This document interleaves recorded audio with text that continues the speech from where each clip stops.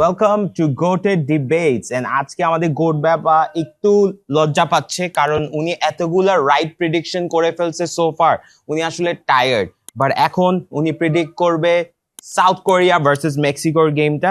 Already কিন্তু উনি অনেক প্রেডিকশন করে ফেলছে, অনেকগুলো অ্যাকুরেট হয়েছে, অনেকগুলো উনি জাস্ট মেজাজ খারাপ ছিল দেখে ভুল হয়েছে। তো কি হয়েছে, উনি প্রেডিকশন দিতে আসছে, সবসময় যে রাইট হবে তাই না, উনি উনার ইন্টেনশন বলবে। আর উনি কিন্তু প্রেডিকশন দিচ্ছে সকালবেলা, আর রাতের বেলা উনার মুড চেঞ্জ হয়ে যেতে পারে।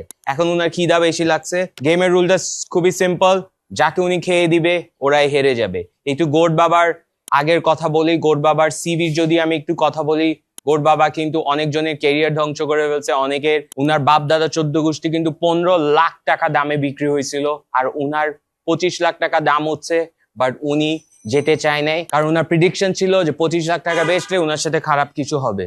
দেখেন উনি অলরেডি লাভ দিচ্ছে। ও মাই গড। ওকে, দেখি উনি কি প্রেডিক্ট করতে পারে। উনি প্রেডিক্ট করেছে যে মেক্সিকো হেরে যাবে, কারণ উনি মেক্সিকোকে খেয়ে দিচ্ছে। দেখেন উনি কিন্তু খুবই স্ট্রং অ্যানালাইজ করছে, একটা স্ট্রং অ্যানালিসিসের মাধ্যমে উনি ডিসাইড করেছে মেক্সিকো কে উনি খেয়ে দিবে, মেক্সিকোর জিতার কোনো চান্স নাই। তাই আজকের প্রেডিকশন হচ্ছে সাউথ কোরিয়া জিততেছে।